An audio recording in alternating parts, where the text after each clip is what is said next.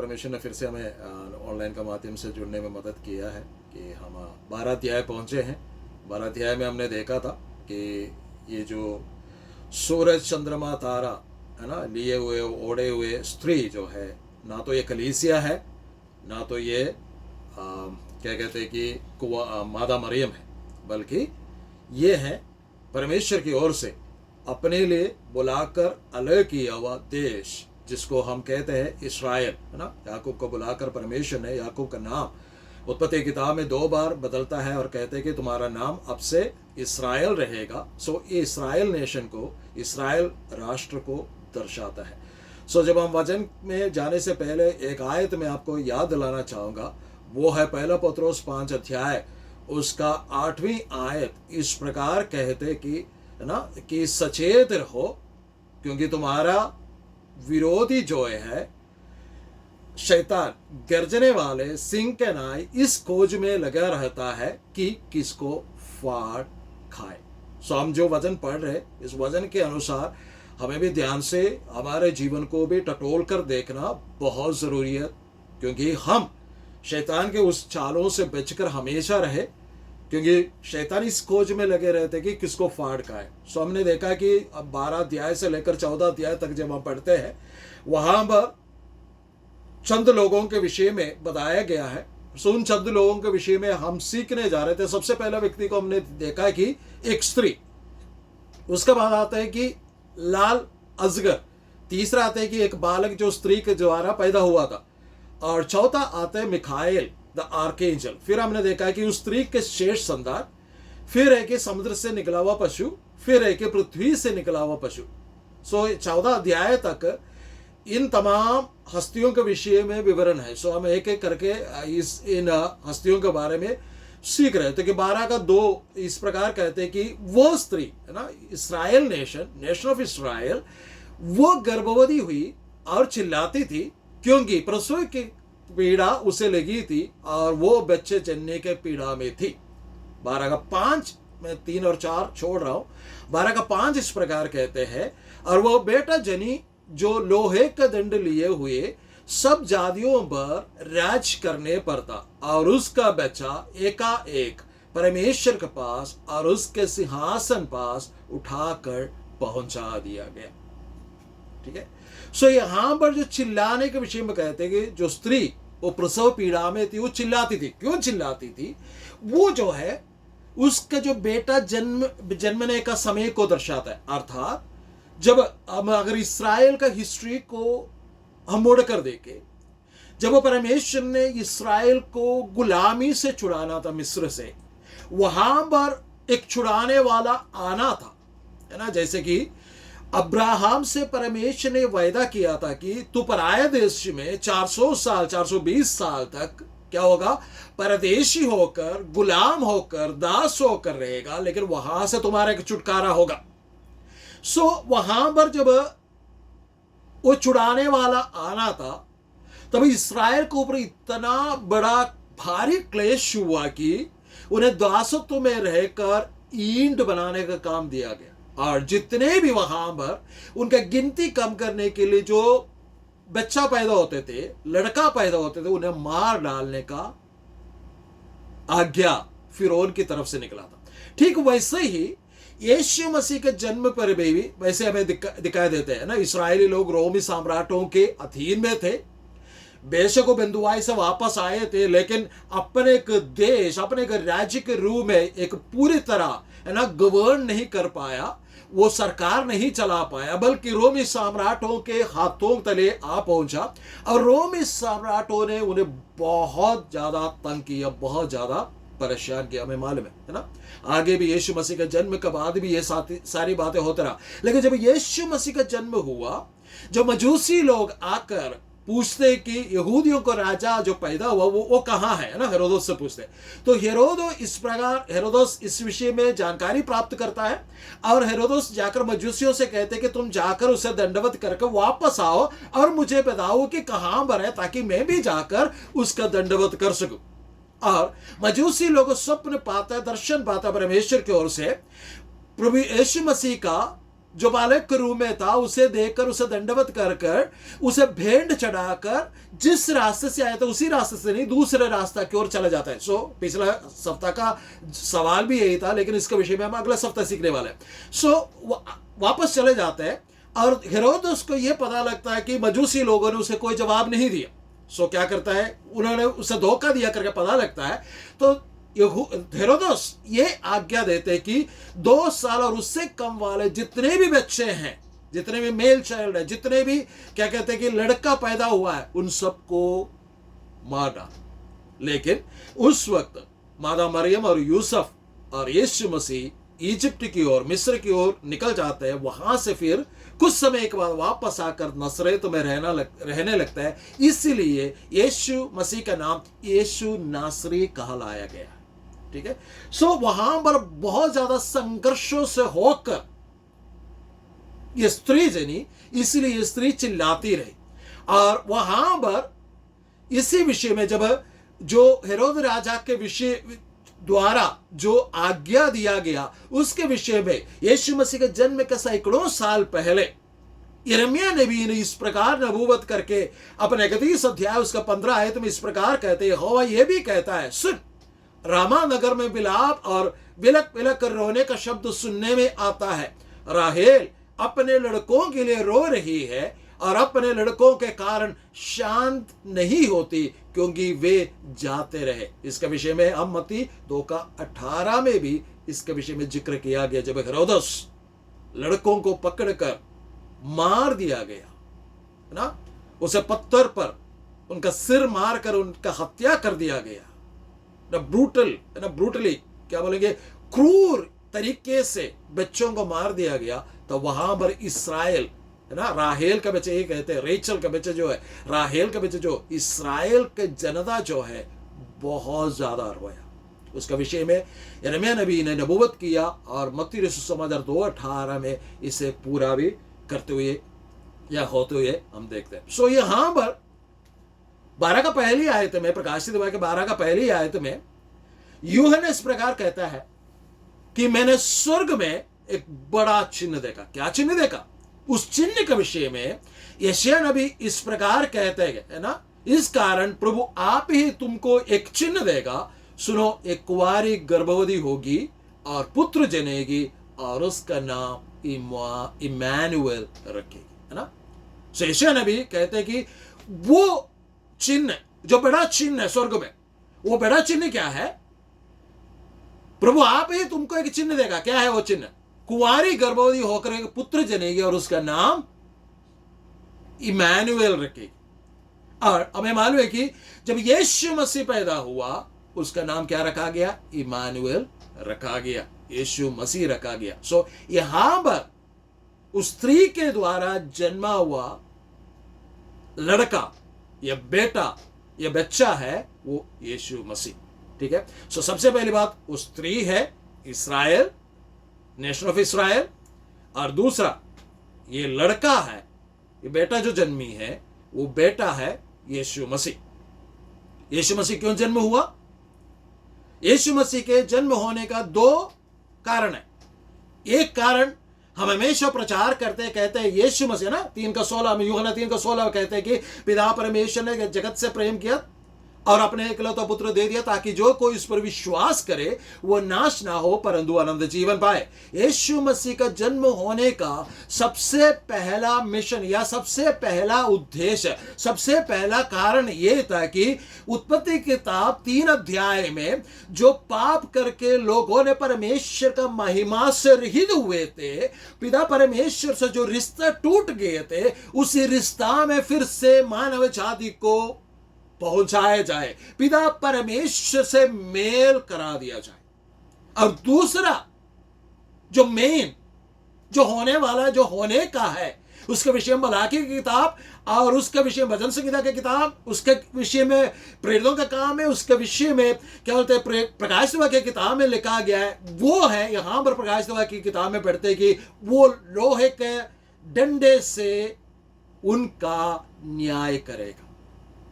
है ना। जैसे कि हम भजन संहिता 2:9 में इस प्रकार कहते हैं, तू उन्हें लोहे के डंडे से टुकड़े टुकड़े करेगा, तो कुम्हार के बर्तन के नाय उन्हें चकनाचूर कर डालेगा। ठीक है, यीशु मसीह का जन्म होने का दूसरा कारण यही है। और दानियल 2:44 और 45 में इस विषय को और भी गहराई से नबूकदनेस्सर से दानियल कहते हैं। और उन राजाओं के दिनों में क्या होगा, स्वर्ग का परमेश्वर एक ऐसा राज्य उदय करेगा जो अनंत काल तक ना टूटेगा और ना वह किसी दूसरी जाति के हाथ में किया जाएगा, वरन वह उन सब राज्यों को चूर चूर करेगा और उनका अंत कर डालेगा और वह सदा स्थिर रहेगा। जैसा तूने देखा कि एक पत्थर किसी के हाथ के बिना खोदे पहाड़ में से उखड़ा और उसने लोहे, पीतल, मिट्टी, चांदी और सोने को चूर चूर किया, इसी रीति महान परमेश्वर ने राजा को जताया कि इसके बाद क्या क्या होने वाला, ना स्वप्न में और ना उसके फल में कुछ संदेह।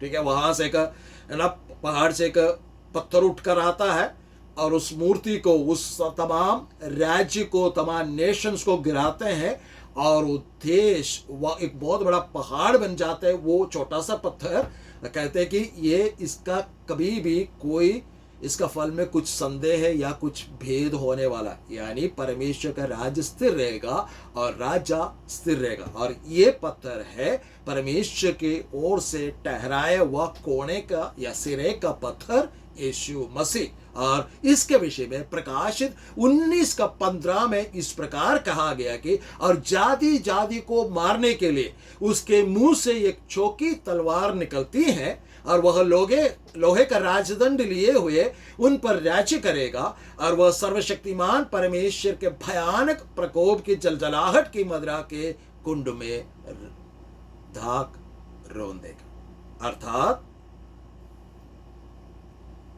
12:5 में हम इस प्रकार पढ़ते हैं कि वह बच्चा एकाएक परमेश्वर का सम्मुख में उठा लिया गया। सो यीशु मसीह का जन्म होने का दूसरा कारण यही था कि वो राज्य करे, लोहे के राज दंड लिए हुए वो राज्य करे। वो दिन आने वाला है। सो मलाकी कहते हैं कि वो दिन बहुत ही संगीन और संघर्ष से भरा हुआ, बहुत ही भयानक घोर समय होगा। उसी में से बच निकलने का हमें जरूरी है। सो 12:5 में फिर हम पढ़ते हैं कि वो बच्चा क्या किया, एकाएक परमेश्वर के पास और उसका सिंहासन के पास उठाकर पहुंचा दिया गया। सो यीशु मसीह इस धरती पर आया और यीशु मसीह स्वर्ग में पिता परमेश्वर के ओर जा बैठे हैं या उन्हें पहुंचा दिया गया। क्यों?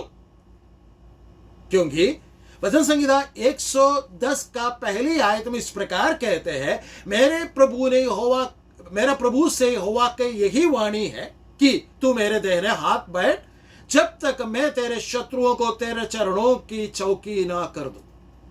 और प्रेरित दूसरा अध्याय उसका 29 से लेकर 36 जब तक हम पढ़ते हैं और उसे और भी गहराई से इसका व्याख्या दिया गया। मैंने कई बार आपको कहा है कि बाइबल की व्याख्या करती है।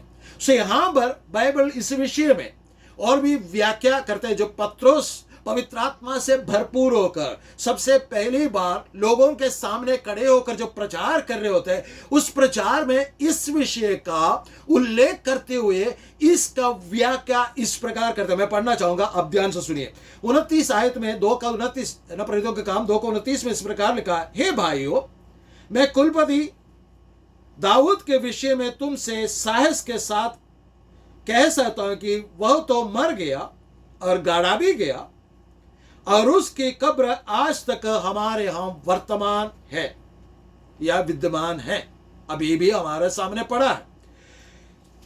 वह भविष्यद्वक्ता था, वह जानता था कि परमेश्वर ने मुझसे शब्द कहे हैं कि मैं तेरे वंश में से एक व्यक्ति को तेरे सिंहासन पर बिठाऊंगा। उसने होने वाली बात को पहले से ही देखकर मसीह के जी उठने के विषय में भविष्यवाणी की कि ना तो उसका प्राण अधोलोक में छोड़ा गया और ना उसकी देह सड़ने पाए। इसी यीशु को परमेश्वर ने जिलाया, जिसके हम सब गवाह हैं।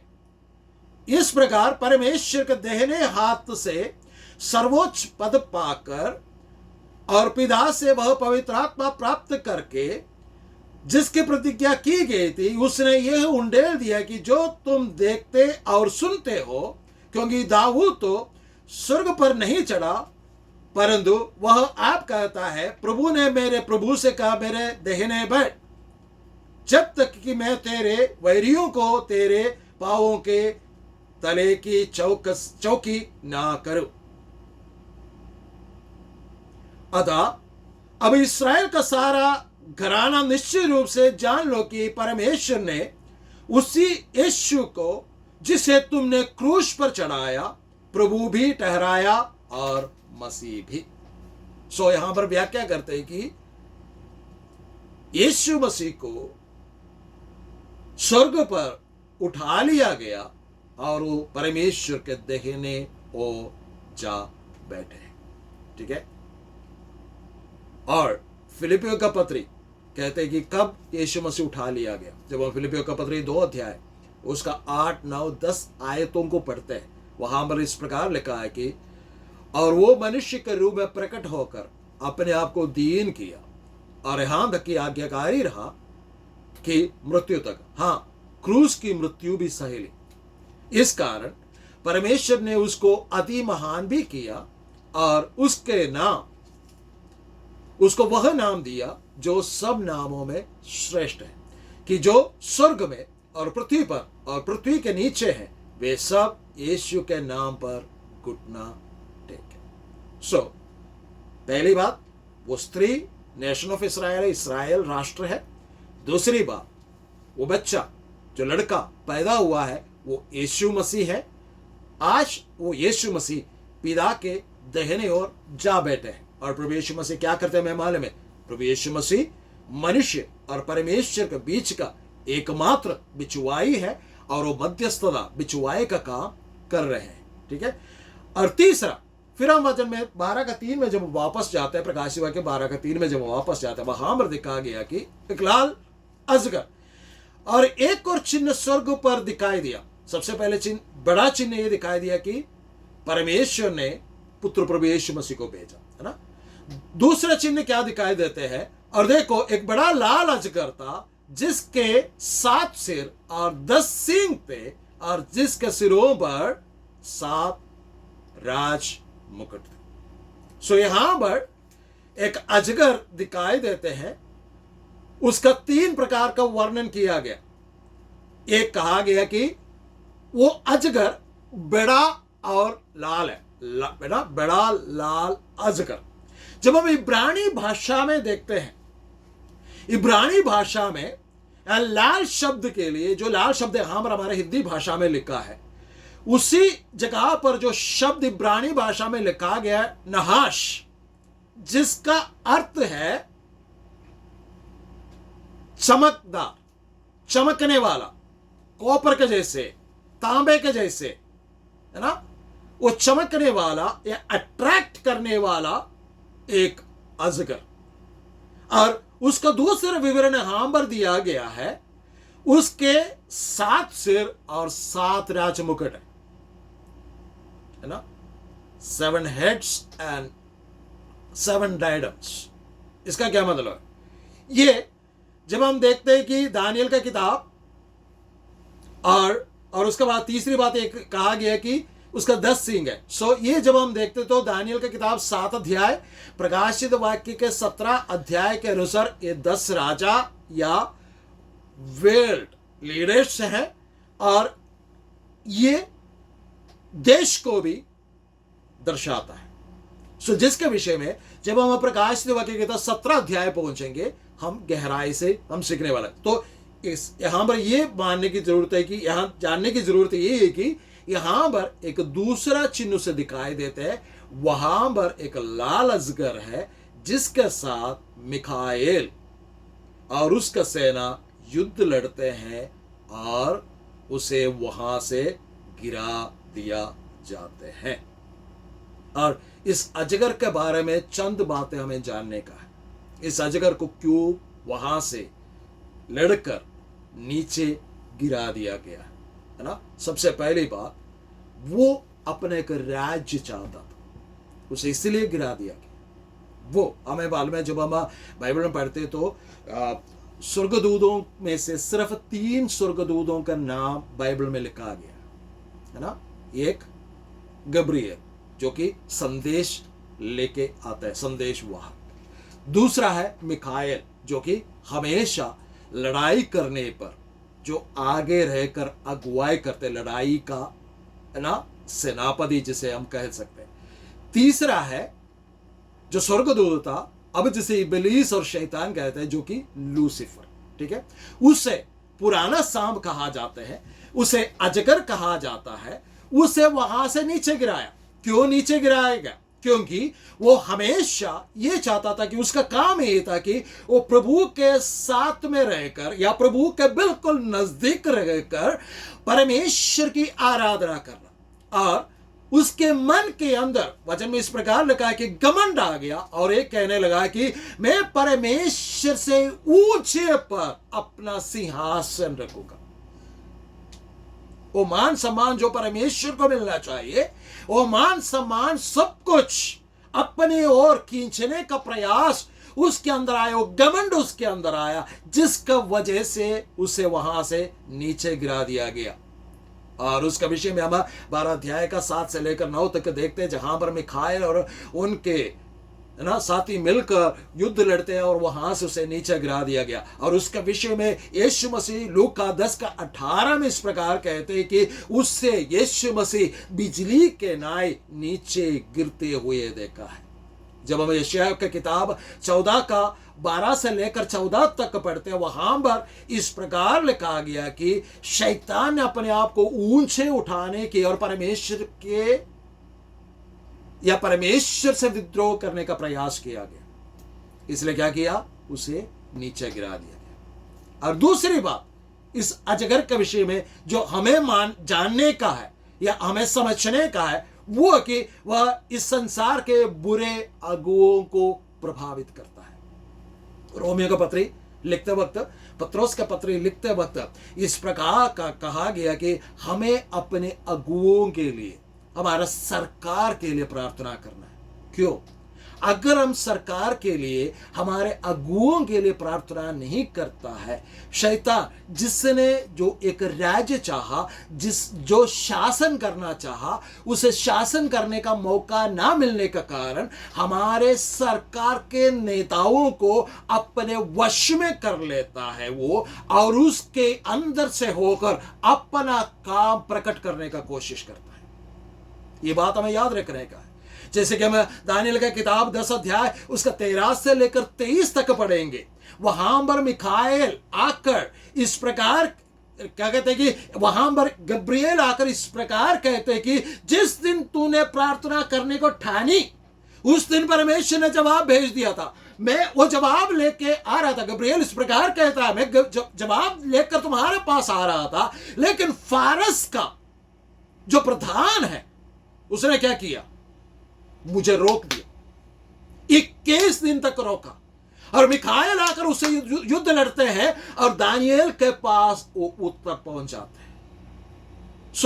उसे वहां का प्रधान कहा गया।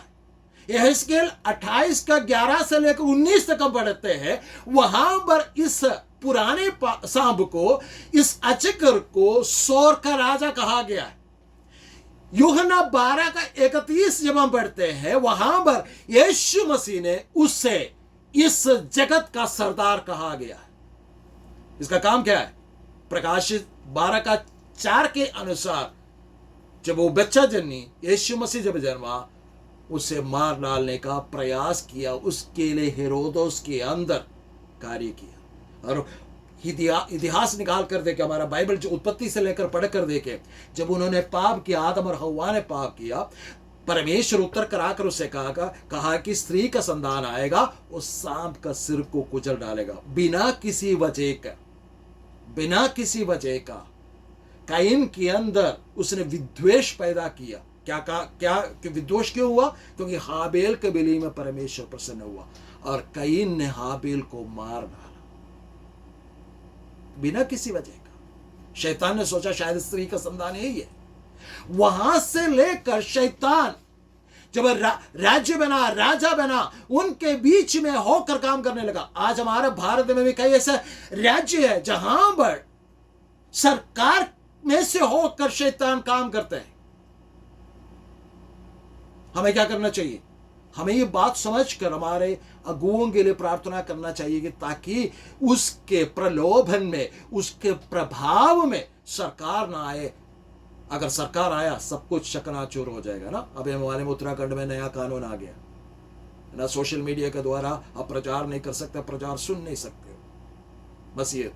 मसीह लोगों के विरोध में ये कानून आ गया।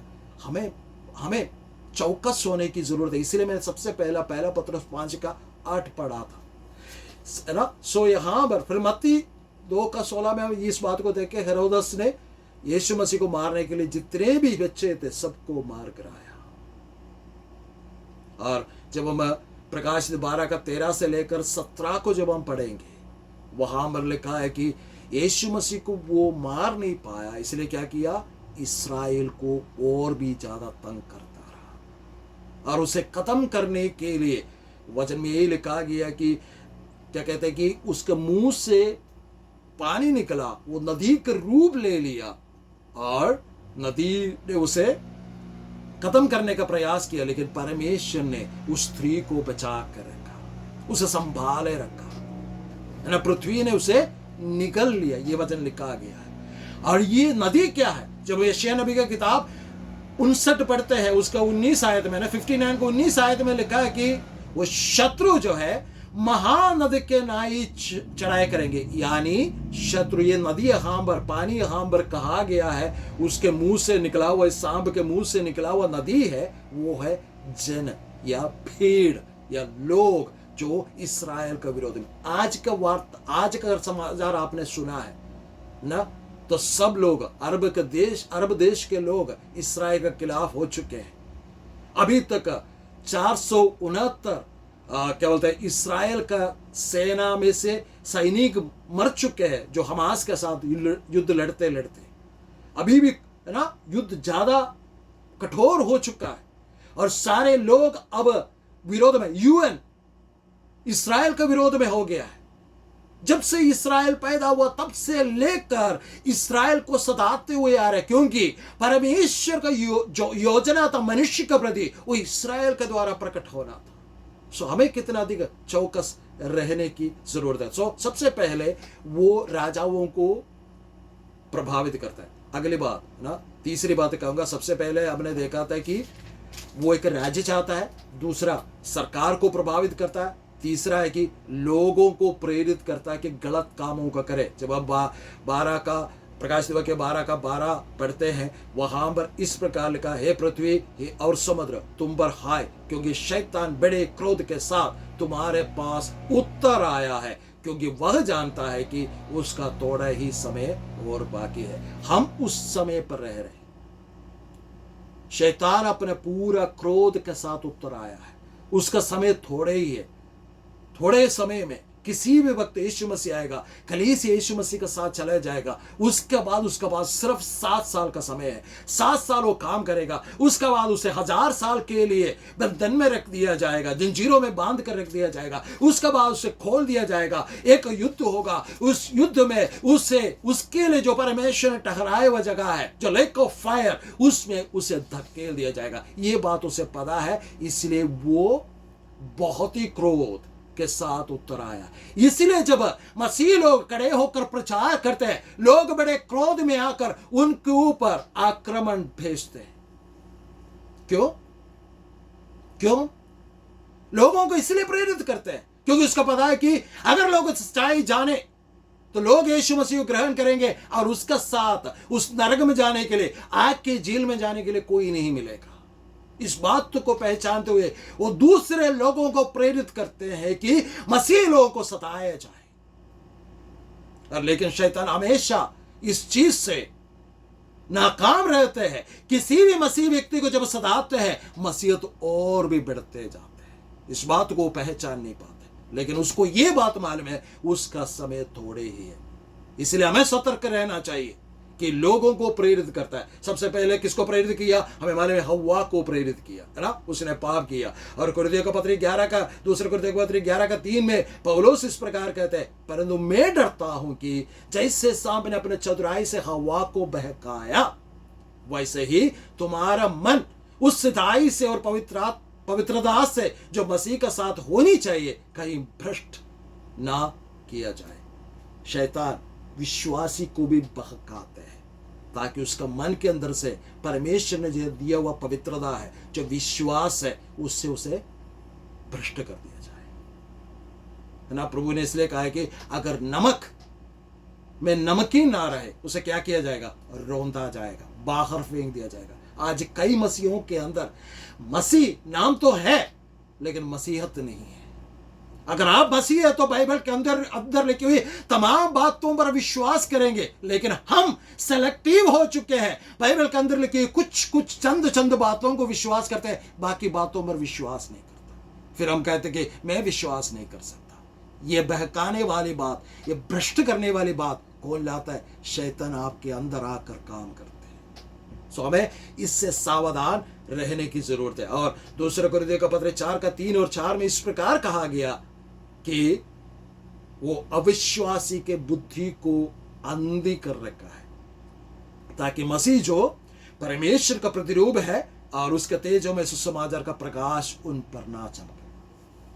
क्या मेरे और आपके अंदर परमेश्वर का सुसमाचार चमकते हैं या हम अंधे बन चुके हैं? इस बात को टटोल कर देखने की जरूरत है। सो सवाल ये आता है कि अगर ऐसा है कि ये किस प्रकार लोगों को प्रभावित करता है, यह वश में कैसा करता है? आज सबसे पहली बात, गीत और संगीत, म्यूजिक के द्वारा वो अपने लोगों को अपने वश में करता है। लोगों को वश में करने का एक आसान सा तरीका है शैतान का, म्यूजिक के द्वारा, है ना। अलग अलग प्रकार का म्यूजिक, है ना, रॉक एंड रोल, है ना, रॉक म्यूजिक, बहुत सारे म्यूजिक है। जो म्यूजिशियंस है उनको पता है कि किस प्रकार के म्यूजिक है और कितने ट्रैक्स एक म्यूजिक में सम्मिलित होते हैं। और वो म्यूजिक ज्यादा बढ़ावा पाने के लिए अगर आप हिस्ट्री निकाल कर देखें, उसमें बहुत सारे जादू टोना के मंत्र तंत्र को इस्तेमाल करके ट्रैक में डाल दिया जाता है ताकि वो म्यूजिक, वो सीडी, जो म्यूजिक है, जो गाना है, वो प्रचलित हो जाए। ये सच्चाई कह रहा हूं मैं, आप ढूंढ कर देखें इस बात को।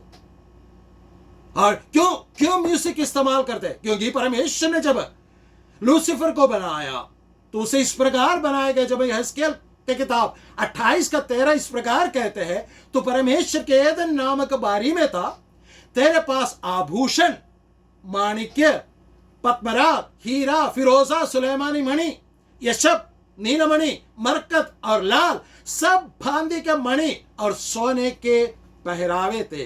तेरे डफ और बांसुरियां तुझी में बनाई गई थी। जिस दिन तू सिरजा गया था उसी दिन वे भी तैयार की गई थी। सो इस प्रकार कहा जाते थे कि वो जब एक पंख उठाते थे, उस पंख में से सारंगिया, म्यूजिक निकलते थे और परमेश्वर की आराधना होते थे। आज म्यूजिक के द्वारा लोगों को प्रभावित करते हैं। आज हम म्यूजिक सुनते हैं, म्यूजिक के अंदर कितने सारे गालियां हैं। आज कई, है ना, हमारे देश के 99% लोग ऐसे गीत गाने में कोई, है ना, कतराते नहीं है। कहां पहुंच के इवन मसीही लोग भी उन बॉलीवुड म्यूजिक की तरफ चले गया है, उन फ्यूजन म्यूजिक की तरफ चले गया है। मसीह लोग भी उसी प्रकार का गाना बनाने का प्रयास किया जा रहा है। हमें सावधानी से रहना चाहिए। गीतों के द्वारा, संगीतों के द्वारा वो लोगों को अपने वश में कर लेता है। इसलिए किसी ने कहा है कि जब शैतान को मिखाइल ने, है ना, युद्ध लड़कर वहां से नीचे गिरा दिया गया, वो आकर कहां गिरा मालूम है? चर्च का कोयर में गिरा। जो समझ किए उनके लिए परमेश्वर का धन्यवाद। वापस आते हैं। दूसरी बात, लोगों को अपने वश में कैसे कर लेते हैं? दूसरी बात है, पहले गीत और संगीत के द्वारा, दूसरा है लोकप्रियता के द्वारा। प्रसिद्ध होना चाहते हैं लोग, आज प्रसिद्ध होना चाहते हैं, जाने माने हस्ती बनना चाहते हैं, जैसे नबूकदनेस्सर के द्वारा, है ना। नबूकदनेस्सर अपने उसमें क्या बोलता है, टरस में खड़ा था और कहा कि ये मैंने नहीं कमाया। क्या हो गया? वो एक जानवर बनकर घास खाने के लिए चले गया। और दूसरे कुरिन्थियों का पत्र 10 अध्याय उसका 18वें पद में पौलुस इस प्रकार कहते हैं, क्योंकि जो अपने बड़ाई करता है वह नहीं, परंतु जिसकी बड़ाई प्रभु करता है वही ग्रहण किया जाता है। आज कौन बड़ाई करता है? अपने आप सब बड़ाई करते हैं, लेकिन यूहन्ना बपतिस्मा देने वाला इस प्रकार प्रार्थना किया, वो बढ़े और मैं घटूं। आज हम क्या कहते हैं? वो घटे हम बढ़े, हमारा नाम हर जगह फैल जाए, इस दुनिया में जितने भी देश है सारे देश में मेरा नाम फैल जाए। सब लोग यही चाहते हैं। ये कहां से आ रहा है? ये आ रहा है, ये लोकप्रियता, ये जाने माने हस्ती बनने का होड़, ये शैतान की ओर से आ रहा है। सावधान हो जाओ, हमें सावधान होने की जरूरत है। तीसरी बात जो सब लोग चर्चा करते हैं, धन की लालच, धन की सेवक ना बने। धन होना कोई बुराई नहीं है, धनी होना परमेश्वर की ओर से आशीष है, मैं मानता हूं, लेकिन धन की लालच करना वो बुराई है। एक गरीब धन की लालच कर सकते हैं, एक धनी भी धन का लालच कर सकते हैं, दोनों बराबर दोषी है। और प्रभु ने कहा है कि तुम दो स्वामियों का सेवा नहीं कर सकते, एक को तो छोड़ देना पड़ेगा। अगर किसी के अंदर धन की लालच आ गया, वास्तव में मैं कहना चाहूंगा कि वास्तव में बाइबल को और परमेश्वर को छोड़ देंगे और धन के पीछे हो लेंगे। इसलिए हमें सावधान होने की जरूरत है। फिर हम आगे को जब हम बढ़ते हैं 12 का 9 और 10, और बड़ा अजगर अर्थात पुराने सांप जो इबलीस और शैतान कहलाता है और सारे संसार का भरमाने वाला है, पृथ्वी पर गिरा दिया गया और उसके दूध उसके साथ गिरा दिए गए। 10वीं आयत, फिर मैंने स्वर्ग पर से एक बड़ा शब्द आते हुए सुना कि वह अब हमारे परमेश्वर को उद्धार और सामर्थ और राज्य और उस मसीह का अधिकार प्रकट हुआ है, क्योंकि हमारे भाइयों पर दोष लगाने वाला जो रात दिन हमारे परमेश्वर के सामने उन पर दोष लगाया करता था, गिरा दिया गया। यहाँ पर शैतान का अलग अलग नाम दिया गया है, 5 नाम यहाँ पर दिया गया। सबसे पहली बात लिखा गया कि वही पुराना सांप, दूसरा नाम है इबलीस, तीसरा नाम है शैतान, चौथा नाम है सारे संसार का भरमाने वाला, 5वां नाम है भाइयों पर दोष लगाने वाला। सिर्फ मैं 5वां नाम पर थोड़ा समय के लिए रुकना चाहूंगा, भाइयों पर दोष लगाना। वो दोष लगाने के लिए परमेश्वर के सम्मुख जाते हैं। याद रखना, हम सब के विषय में हमेशा दोष लगा के रखते हैं। जब हम जकरिया नबी की किताब पढ़ते हैं, उस महायाजक होशू के प्रति वो दोष लगाता है। उसके पास दोष लगाने के लिए कुछ नहीं था, लेकिन उसने दोष क्या लगाया? उसके कपड़े गंदे हैं।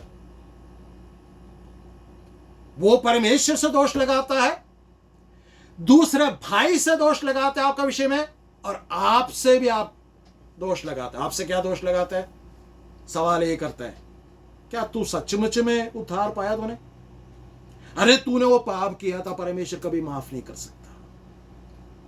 फिर वो दोष लगाता क्या? अरे तुम्हारे अंदर कोई खूबी नहीं है। वो कौन कहता है?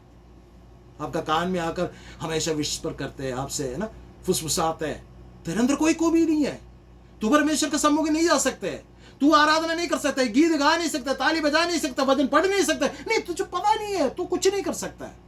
ये दोष लगाने का काम शैतान का है। खबरदार, सावधान हो जाओ, सचेत हो जाओ, उससे बचने का। और परमेश्वर का पवित्र वचन में फिर 12 का 11 में लिखा है कि उससे जय पाने का तरीका क्या है।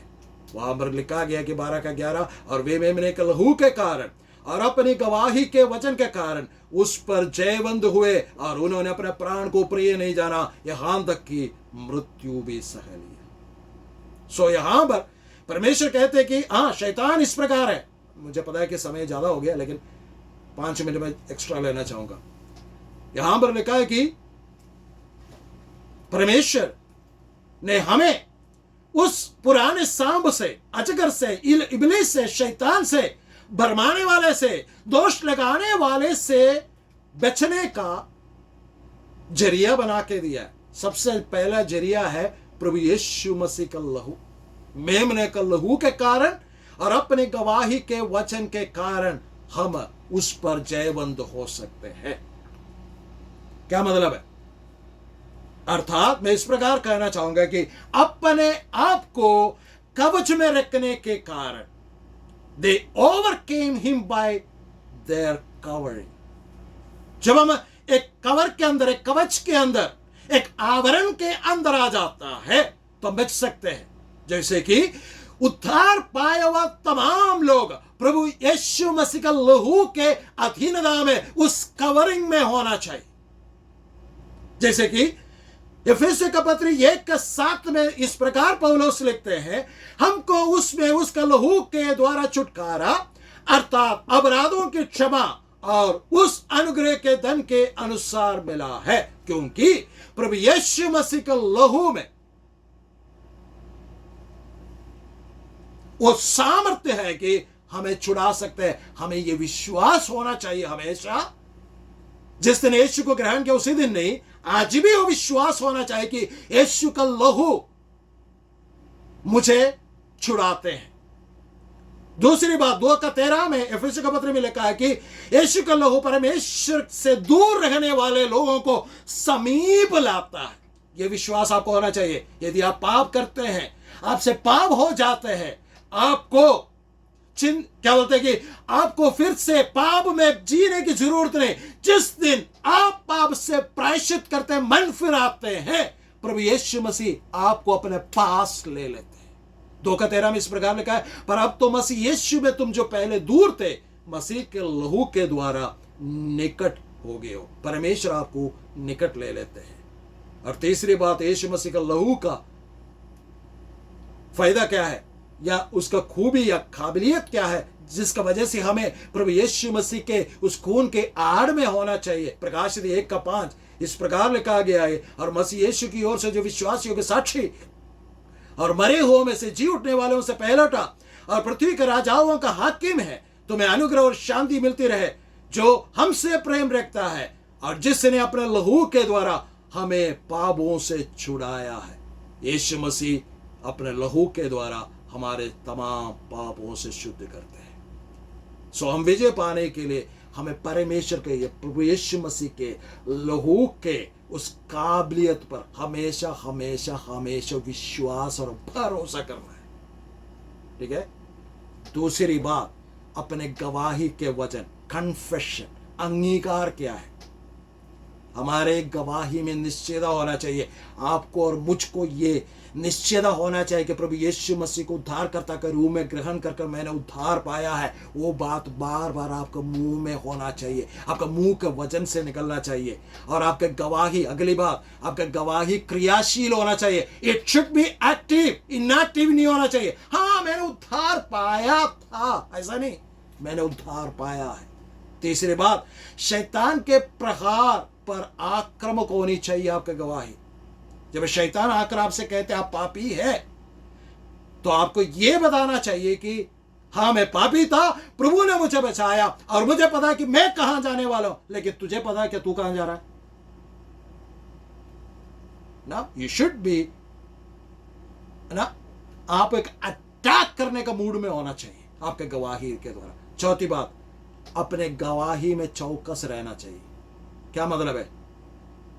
आपका मुंह परमेश्वर ने दिए, इस मुंह से कोई गंदी बातें नहीं निकलना चाहिए, कोई नकारात्मक बातें नहीं निकलना चाहिए, कोई बातें जो बाइबल के खिलाफ है वो बातें आपका मुंह से नहीं निकलना चाहिए। इसे चौकस करना है।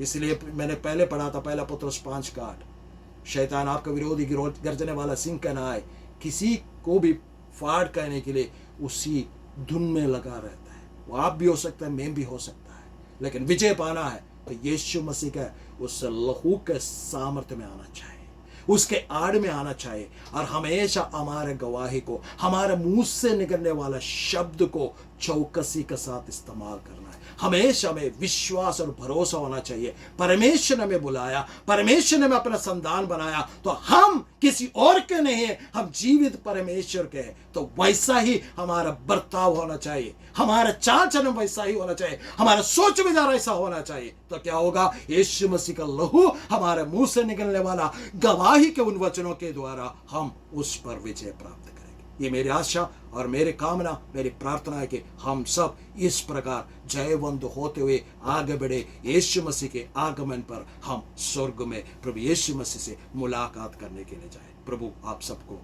आशीष हो।